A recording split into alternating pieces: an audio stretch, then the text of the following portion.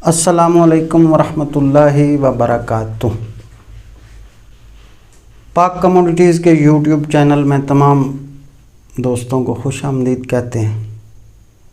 दोस्तों, आज डिस्कस करेंगे माश साबुत पे।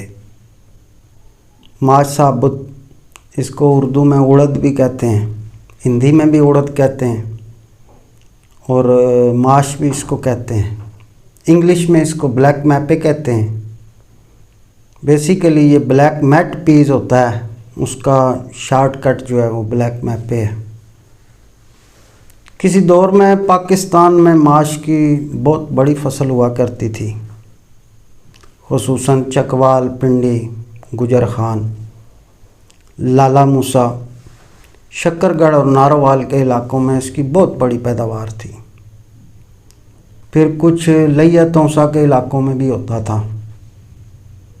फिर बलूचिस्तान में लोरालाई का इलाका है, वहाँ भी ये पैदा होता है। लोरालाई में अब भी पैदा होता है, लेकिन जो पाकिस्तानी इलाके हैं, मेन पैदावार के इलाके हैं, जिसमें चकवाल है, गुजर खान, लाला मूसा, शक्करगढ़, नारोवाल, इन मंडियों में तकरीबन इसकी काश्त अब ज़ीरो हो गई है, बिल्कुल ना होने के बराबर हो गई है। उसकी वजह यह है कि पाकिस्तान के रिसर्च इदारों ने अभी तक कोई ऐसा बीज डेवलपमेंट नहीं किया है जो किसान काश्त करें, उनकी यील्ड ज़्यादा हो। किसान इसको काश्त करना इसलिए छोड़ गया है कि इसकी फ़ी एकड़ पैदावार इतनी ज़्यादा कम थी कि किसान को वारा ही नहीं है। इसके बरक्स जो ये गुजर खान चकवाल के इलाके हैं, यहाँ लोग मकई लगा लेते हैं, मूंगफली लगा लेते हैं, उसकी फ़ी एकड़ पैदावार से किसान को ज़्यादा मुनाफा होता है। जबकि लाला मूसा लाइन के लोग जो है बाजरा लगा लेते हैं, माश लगाना कम कर गए हैं। बाजरे में उनको ज़्यादा मुनाफा है, माश में नहीं है। शक्करगढ़ नारोवाल का इलाका जो काफ़ी माश पैदा करता था, वो तो बिल्कुल अब छोड़ गए हैं। वहाँ भी अब चावल की काश्त पे किसान का रुख ज़्यादा है, क्योंकि वहाँ ट्यूबवेल का निज़ाम है। तो माश की काश्त से ज़मींदार को कोई खातर खा फ़ायदा नहीं होता। माश पाकिस्तान अपनी लागत जो है ज़्यादातर इंपोर्ट के थ्रू ही पूरी करता है। मोटा माश जो होता है वो अफ़गानिस्तान के थ्रू आता है। अफ़गानिस्तान में भी इसकी अच्छी खासी फसल होती है और चमन के रास्ते ये आता है और बिकता ज़्यादा पाकिस्तान की फैसलाबाद मंडी में ही है। ये मोटा माल होता है और अच्छी क्वालिटी का होता है। उसके बाद हमारे पास जो दूसरा ऑप्शन बच जाता है वो बर्मा माश का बहुत बड़ा प्रोड्यूसर है। वहाँ 6 से 7 लाख टन की फसल होती है, कभी 4.5 लाख टन, कभी 5 लाख टन। उसकी तकरीबन 5 से 7 लाख टन की फसल होती है। माश का सबसे बड़ा इंपोर्टर तो इंडिया है। इंडिया में पैदा भी बहुत ज़्यादा होता है और खाया भी बहुत ज़्यादा जाता है, और दुनिया में माश की मंदा तेज़ी की मंडी भी इंडिया ही है। दूसरे नंबर पे पाकिस्तान लेता है। किसी दौर में माश पाकिस्तान में 1.5 लाख टन खाया जाता था, लेकिन गुज़िश्ता 2-3 सालों में पाकिस्तान में माश की खपत काफ़ी कम हो गई है। माश की दाल चूँकि होटलों में पकती थी और ज़्यादातर लोग होटलों पे ही माश की दाल खाया करते थे, अब इतनी ज़्यादा महंगी हो गई है कि अब होटलों में तकरीबन बड़े होटलों में पकती है। जो छोटे होटल होते हैं जो दिहाड़ीदार तबके के लिए पकाते हैं, वो तो खैर इसको पकाना ही छोड़ गए हैं। माश के इस वक्त पाकिस्तान में 13,800 रुपये मन जैसे भाव हैं, जबकि बुकिंग इसकी $1120 हो गई है। ये 14,000 रुपये का पड़ता है, लेकिन लोकल मार्केट में 13,800 में बिक रहा है। जो लोगों ने नीचे रेटों में बुक कराए थे, अभी वही फ़िलहाल बेच रहे हैं।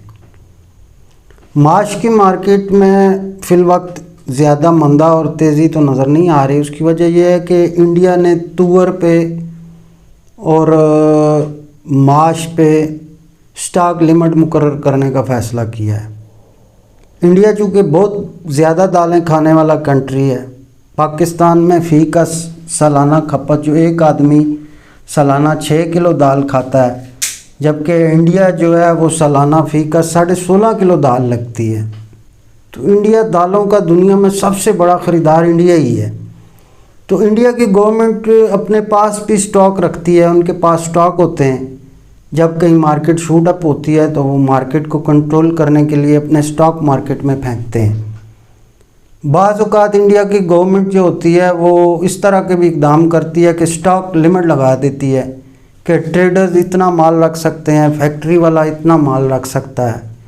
तो अक्सर औक़ात इंडिया की गवर्नमेंट स्टॉक लिमिट जब लगाती है मार्केटों को कंट्रोल करने के लिए, तो फिर इंडिया में जब बाज़ार ढीला होता है तो फिर बर्मा में भी लामवाला बात है कि बाज़ार ज़रूर गिरता है। पाकिस्तान में इसकी लागत अब बहुत थोड़ी रह गई है। किसी दौर में 1.5 लाख टन थी, अब तो पिछले साल का जो हमने डाटा कलेक्ट किया है 50,000 टन पूरे साल में पाकिस्तान ने माश इंपोर्ट किए हैं। उसमें मोटा माश भी शामिल है और बारीक माश भी शामिल है, यानी कि टोटल अब साल का 1.5 लाख टन से ये 50,000 टन इसकी खपत रह गई है। हाल फिलहाल इसमें ज़्यादा कोई मंदा तेज़ी नज़र नहीं आ रहा। इंडिया ने स्टॉक लिमिट मुकर्रर की है तो हो सकता है बर्मा में थोड़ा बहुत इसका बाज़ार जो है वो ढीला भी हो जाए। ये गर्मियों में 2-3 महीने इसकी लागत बहुत ज़्यादा होती है, लेकिन सितंबर में इंडिया की क्रॉप भी आ जाती है। इंडिया की अपनी फसल सितंबर में शुरू होती है।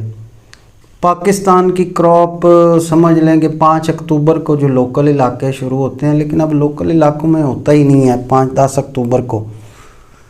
अब थोड़ा बहुत मोटा माल जो है लोरालाई के इलाके में होता है, वो भी 10 अक्टूबर को शुरू होता है, और लोरालाई से परली तरफ जो अफ़गानिस्तान का इलाका है वो भी 10 अक्टूबर को शुरू होता है।